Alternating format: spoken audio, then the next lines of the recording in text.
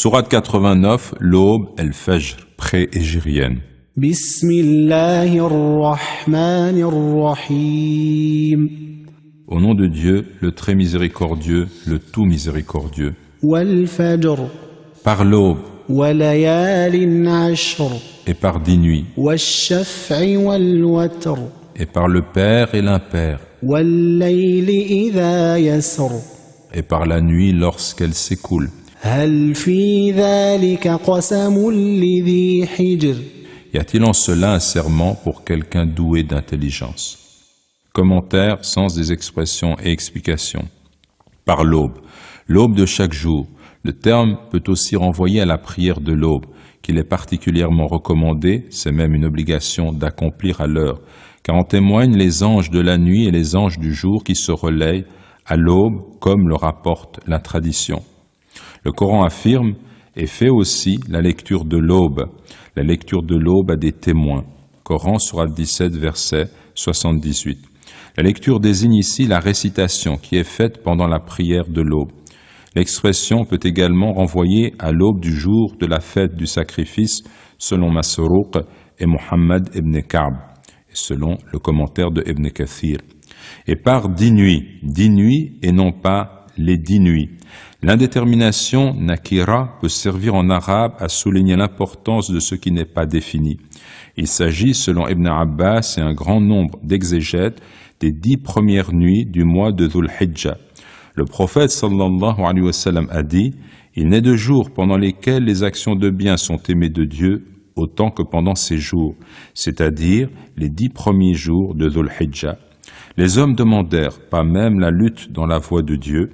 Le prophète sallallahu alayhi wa sallam répondit « Pas même la lutte dans la voie de Dieu, à moins qu'il ne s'agisse d'un individu qui a engagé dans la lutte sa personne et ses biens, puis qui ne revient avec rien de cela, dans le sens qu'il revient en ayant tout donné ou encore qu'il meurt en martyr, rapporté par Al-Bukhari. Et par le pair et l'impair, witr ou watr, impair, désigne ce qui est unique et n'a pas de double, et shaf'a, pair, se dit de ce qui est divisible par 2. Les commentaires nous renvoient à des sens plus précis. Mujahid affirme ainsi « Tous les éléments de la création divine sont conçus par pair, le ciel et la terre, le continent et la mer, les djinns et les humains, le soleil et la lune. Dieu seul est impair. » Al-Bukhari rapporte dans son Sahih, dans son recueil de traditions authentiques, que Mujahid a dit « L'impair, c'est Dieu. » D'après Ibn Abbas, que Dieu soit satisfait de lui et de son père, l'impair désigne le jour de Arafat, le 9 de Dhul Hijjah, et le pair désigne le jour du sacrifice, le 10 de Dhul Hijjah, selon le commentaire de At-Tabari. Et par la nuit, lorsqu'elle s'écoule, Sara Yasri, marcher, voyager pendant la nuit, aller, s'en aller. D'après Ikrima, il est fait allusion ici à la nuit de Muzdalifa, lieu où les pèlerins font une halte entre le 9 et le 10 de Dhul Hijjah. Il existe 2 lectures de cette expression, Yasri et Yasri, avec ou sans la voyelle longue Ya, d'après le commentaire de At-Tabari. Y a-t-il en cela un serment? Dieu prête serment par ces 5 choses, ce qui met en évidence leur importance. On peut considérer que la deuxième partie du serment est sous-entendue, dans le sens « Je jure par l'aube, par 10 nuits, par le pair et l'impair, et par la nuit qui s'écoule, vous serez certes ressuscités et jugés. » D'après Abu Bakr al-Jazairi. Ou encore, le châtiment de Dieu est vérité, comme l'indique plus loin le contexte de cette sourate, d'après le Cheikh Makhlouf. Ou bien que cette deuxième partie figure explicitement dans le texte reporté après digression au verset 14. Je jure par l'aube, par 10 nuits, par le pair et l'impair, et par la nuit qui s'écoule, que ton Seigneur en vérité demeure aux aguets, d'après Abu Bakr el-Jazairi. Y a-t-il en cela un serment pour quelqu'un doué d'intelligence? Le terme hijr sert à désigner l'intelligence parce qu'elle empêche l'individu de commettre ce qui est illicite, du verbe hajara, prohiber, interdire l'accès. De même que le mot aql signifie également l'intelligence parce qu'elle lie et attache l'individu à la raison et le conduit à la maîtrise de son ego. Du verbe aqala, lié à attacher une bête par les pieds, être intelligent, devenir sage. Tout comme le terme nuha, du verbe naha signifie aussi l'intelligence parce qu'elle interdit à l'individu de transgresser certaines limites. L'expression dhu hijr ne s'emploie que pour désigner une personne exerçant une pleine maîtrise sur elle-même, lui interdisant de se comporter de façon indécente, d'après le commentaire de El-Khazen. Quelques enseignements. Premièrement, cette sourate met en évidence le mérite et la valeur des 10 premières journées du 12e mois de Dhul Hijjah, pendant lesquelles il est particulièrement recommandé de multiplier les bonnes actions. Deuxièmement, l'aube et la nuit comprennent des moments privilégiés pour l'adorateur du très miséricordieux. L'alternance de la nuit et du jour est un don continu de notre Créateur. Le Coran dit ailleurs « Et c'est lui qui a fait que la nuit et le jour se succèdent en alternance pour quiconque voudrait se souvenir ou voudrait montrer sa reconnaissance. » Coran, sourate 25, verset 62. Troisièmement, l'intelligence ne consiste pas seulement dans la faculté d'agencer des arguments ou de résoudre des équations. Dans le contexte de la révélation, elle consiste essentiellement en une méditation qui amène l'homme à agir raisonnablement en mesurant la conséquence de ses actes. La perspective du châtiment divin ou simplement des remords qui suivent le péché est réellement dissuasive pour ceux qui sont doués d'intelligence. ألم تر كيف فعل ربك بعاد N'as-tu pas vu comment ton Seigneur a agi avec les Ad, إرم ذات العماد avec Hiram à la colonne, التي لم يخلق مثلها في البلاد dont jamais pareil ne fut créé dans un quelconque pays, وثمود الذين جابوا الصخر بالواد avec les Thamoud qui taillaient le rocher dans la vallée, وفرعون ذي الأوتاد et avec Pharaon, l'homme aux épieux, الذين طغوا في البلاد lesquels avaient transgressé dans leur pays, فأكثروا فيها الفساد y répandant la corruption à profusion. فصب عليهم ربك سوط عذاب Ton Seigneur déversa alors sur eux le fouet du châtiment.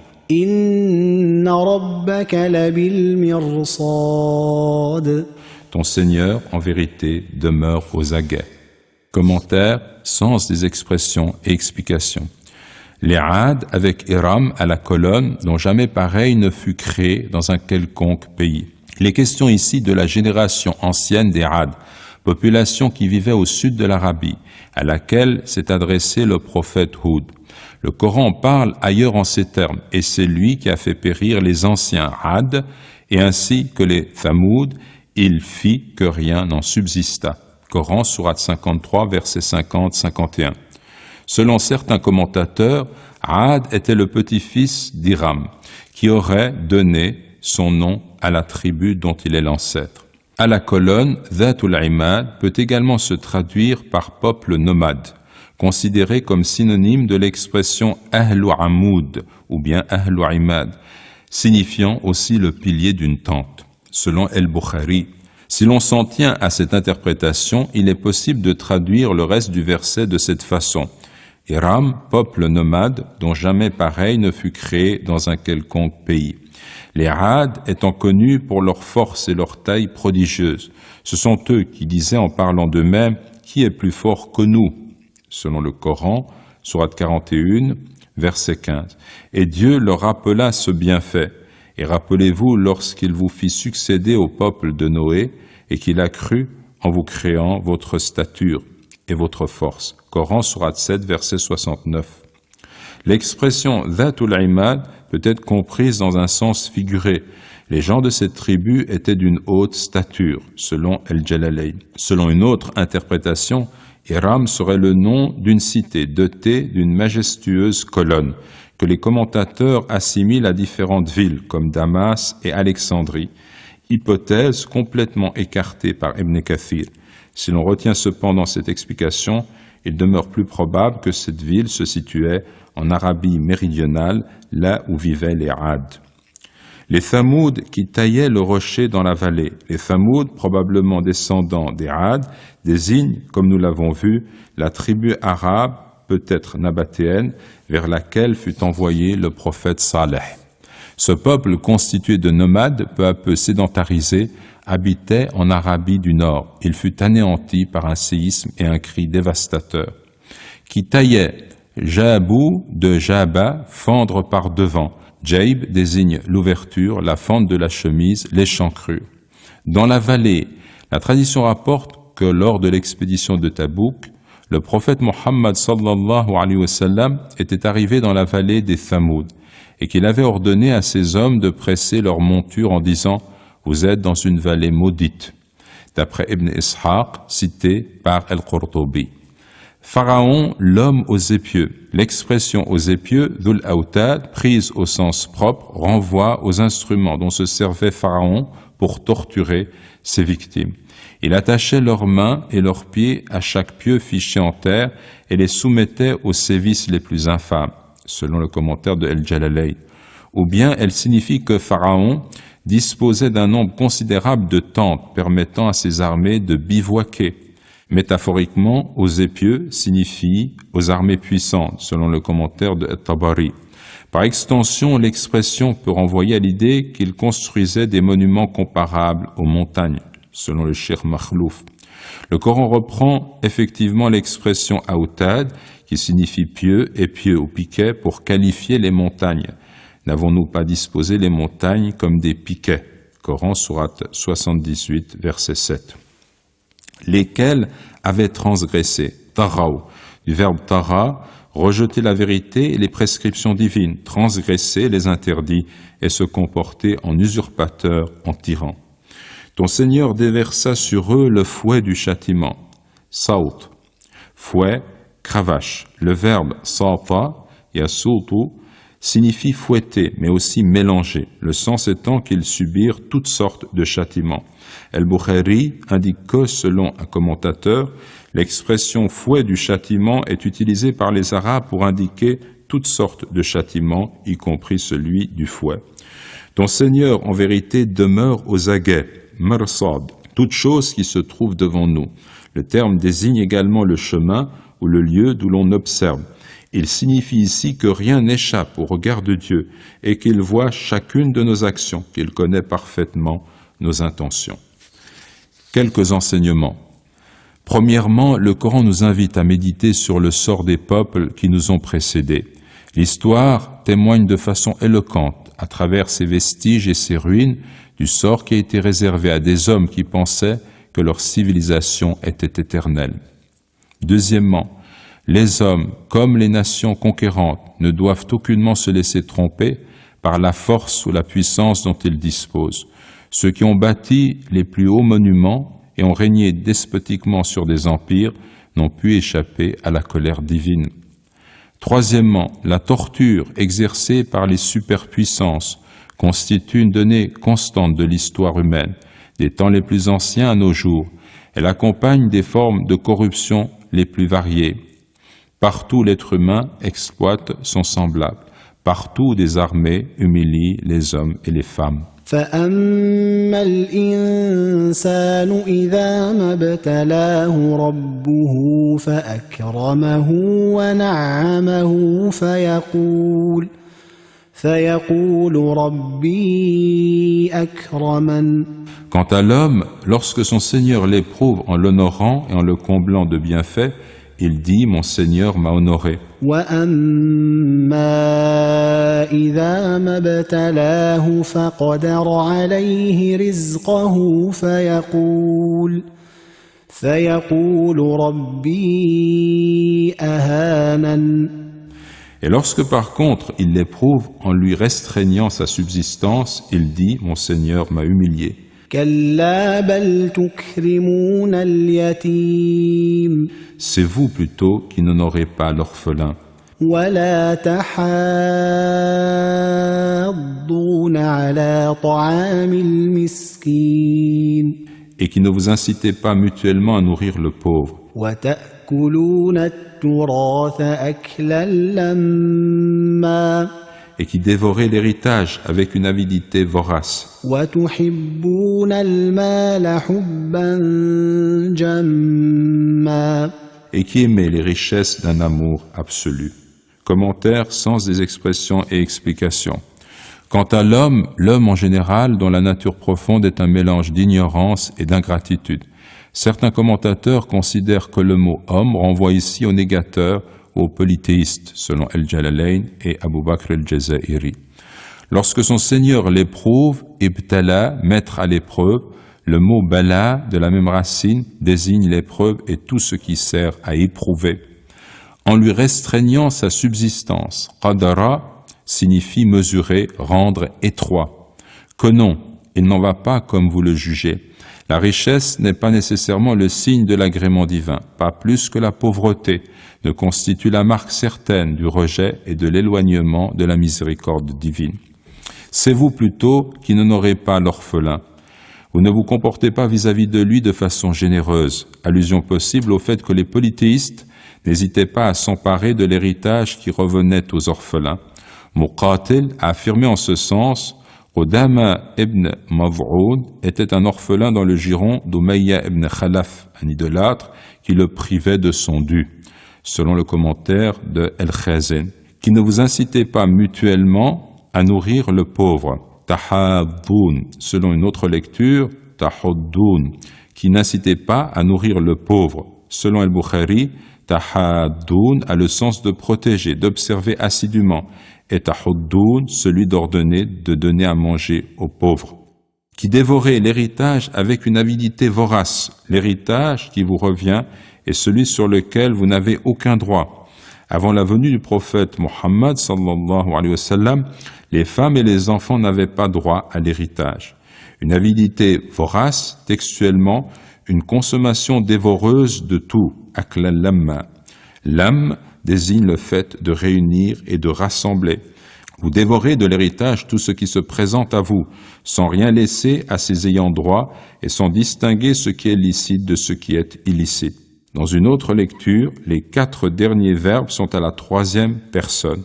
C'est eux plutôt qui n'honorent pas l'orphelin, ne s'incitent pas mutuellement à nourrir le pauvre, dévorent l'héritage avec une avidité vorace, aiment les richesses d'un amour absolu.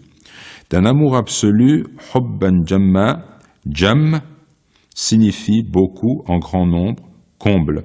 D'un amour effréné qui ne connaît pas de limite, tant vous êtes dominé par votre cupidité. Quelques enseignements. Premièrement, selon des critères purement matérialistes, la richesse rend honorable et la pauvreté avilit. Les idolâtres le pensaient également, mais l'islam est venu corriger ce point de vue. C'est plutôt l'avarice et la cupidité qui avilissent l'être humain et l'éloignent de Dieu, quelle que soit sa richesse. Deuxièmement, le signe qu'un homme est aimé de Dieu, c'est de le voir reconnaître son Créateur et lui obéir, en répandant autour de lui le bien, quand bien même cet homme vivrait dans la pauvreté. Le signe qu'il s'éloigne de l'amour divin, c'est de le voir fermer son cœur à la vérité, renier son Créateur, transgresser sa loi et mépriser les faibles. Troisièmement, l'islam encourage à se montrer généreux vis-à-vis de l'orphelin, à nourrir le pauvre. Quatrièmement, Dieu nous met en garde contre notre amour excessif pour les biens terrestres, à l'origine de tous nos maux. كلا إذا دكت الأرض دكا دكا Que non, lorsque la terre sera pulvérisée, وجاء ربك والملك صفا صفا et que viendra ton Seigneur ainsi que les anges, rangés par rangées. وجيء يومئذ بجهنم Et que l'on amènera ce jour-là la Géhenne. يومئذ يتذكر الإنسان وأنى له الذكرى Ce jour-là, l'homme se souviendra, mais à quoi lui servira de se souvenir alors? يقول يا ليتني قدمت لحياتي Il dira, hélas pour moi, si seulement j'avais avancé des œuvres méritoires pour ma vie. فيومئذ لا يعذب عذابه أحد Ce jour-là, nul ne châtiera comme lui châtie, ولا يوثق وثاقه أحد et nul n'enchaînera comme lui enchaîne. يا أيتها النفس المطمئنة Ô toi, l'âme apaisée, ارجعي إلى ربك راضية مرضية retourne vers ton Seigneur, satisfaite et agréée. فادخلي في عبادي وادخلي جنتي. Entre donc parmi mes serviteurs et entre dans mon paradis. Commentaire sans des expressions et explications. Que non, Dieu réprimande et met en garde ceux qui agissent comme cela vient d'être décrit dans les versets précédents. La terre sera pulvérisée, dukkat, forme passive du verbe dakka, piler, battre au point d'aplanir, anéantir et réduire en poussière. Les anges rangés par rangée, textuellement l'ange, el-malak. Il s'agit du terme générique que l'on peut traduire ici au pluriel. Rangée par rangée, l'expression répétée, saffan saffa, peut signifier que les anges se succéderont par rang dans un ordre parfait ou que leurs rangs seront nombreux et que l'on amènera ce jour-là la géhenne. D'après Abdallah ibn Mas'ud, que Dieu soit satisfait de lui, le messager de Dieu sallallahu alayhi wa sallam a dit: on amènera ce jour-là la géhenne qui aura 70 000 brides. À chaque bride, il y aura 70 000 anges la traînant. Rapporté par Muslim. Ce jour-là, l'homme se souviendra, mais à quoi lui servira de se souvenir alors? Il dira: hélas pour moi, si seulement j'avais avancé des œuvres méritoires pour ma vie future.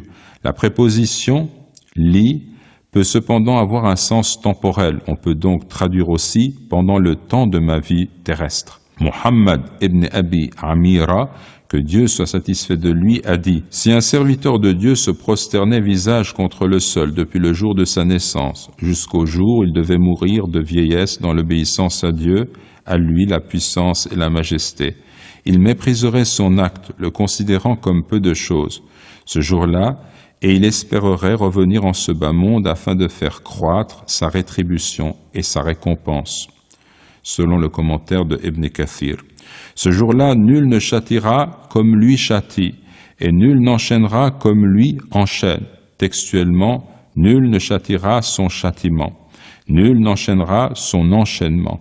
Dans une lecture, le verbe est à la forme passive, dans le sens nul ne sera châtié comme il sera châtié, comme le négateur sera châtié, et nul ne sera enchaîné comme il sera enchaîné. Ô toi, l'âme apaisée. Le Coran décrit l'âme humaine en utilisant 3 qualificatifs. An-nafs al-ammara bis-sou, l'âme qui est de façon répétée et soutenue instigatrice du mal. Dans le Coran, sourate 12, verset 53. An-nafs al-lawwama, l'âme qui ne cesse de se blâmer. Dans le Coran, sourate 75, verset 2. Et ici, An-nafs al-mutma'inna, l'âme apaisée. L'homme peut vivre sur le plan de la spiritualité selon ces 3 états. Il ne domine pas son ego et se laisse entraîner sans frein sur la pente du mal et des interdits. Les mauvaises actions finissent par devenir pour lui une habitude. À un deuxième niveau, il lui arrive de commettre des erreurs, mais sa conscience le blâme et il s'en veut de s'être laissé tenter. Il est ainsi en lutte contre lui-même, entre les 2 pôles du bien et du mal. Troisième niveau, l'homme se conforme entièrement à la volonté divine et place celle-ci au-dessus de sa propre volonté. Étant parvenu par ses efforts à dominer son ego, lui imposant de se soumettre à la vérité et au bien, il trouve la quiétude intérieure et le bonheur authentique auquel aspirent tous les humains. Retourne vers ton Seigneur, retourne vers ton Créateur, c'est le sens le plus évident. Une autre interprétation est cependant donnée selon Ibn Abbas, que Dieu soit satisfait de lui et de son père. Rabbuki, ton Seigneur, ne renverrait pas à Dieu, mais au corps de l'être humain. Dieu ordonnerait ainsi à l'âme de rejoindre son corps, appelé ton maître dans le sens de ton compagnon. D'autres passages du Coran confirment la première interprétation. Ils sont ensuite ramenés vers Dieu, leur vrai maître. Dans le Coran, sourate 6, verset 62, et voir aussi la sourate 10, verset 30, selon Ibn Kathir. Satisfaite et agréée, entre donc parmi mes serviteurs et entre dans mon paradis. Satisfaite de la récompense divine et dont Dieu est pleinement satisfait. Al-Hassan al-Basri a dit: lorsque Dieu, à lui la puissance et la majesté, veut se saisir de l'âme apaisée, celle-ci trouve auprès de lui son apaisement, et Dieu la reçoit en paix, et elle est satisfaite de Dieu, et Dieu est satisfait d'elle. Dieu ordonne donc que l'on se saisisse de cette âme, et il l'introduit au paradis en la comptant au nombre de ses serviteurs vertueux, selon Al-Bukhari. Quelques enseignements. Premièrement, ce qui surviendra à la fin des temps dépasse ce que l'homme peut se représenter. Dieu nous met en garde en nous rappelant que cela arrivera certainement. En se levant pour prier au cœur de la nuit, le prophète Mohammed sallallahu alayhi wa sallam disait: à toi revient toute louange, tu es la vérité, ta promesse est vérité, ta rencontre est vérité, ta parole est vérité, le paradis est vérité, l'enfer est vérité. Rapporté par Al-Bukhari. Deuxièmement, les hommes qui auront été absorbés par la seule perspective de leur vie matérielle ici-bas se désoleront de leur négligence sans trouver le moyen de corriger leurs erreurs et leurs errances. Troisièmement, le cœur qui se consacre à l'adoration sincère de Dieu acquiert une quiétude et une plénitude que rien ne peut égaler. L'adorateur qui suit ce cheminement spirituel, en répondant aux injonctions divines, reconnaît en cette vie son seul maître légitime et partant sera reconnu de lui le jour de la résurrection.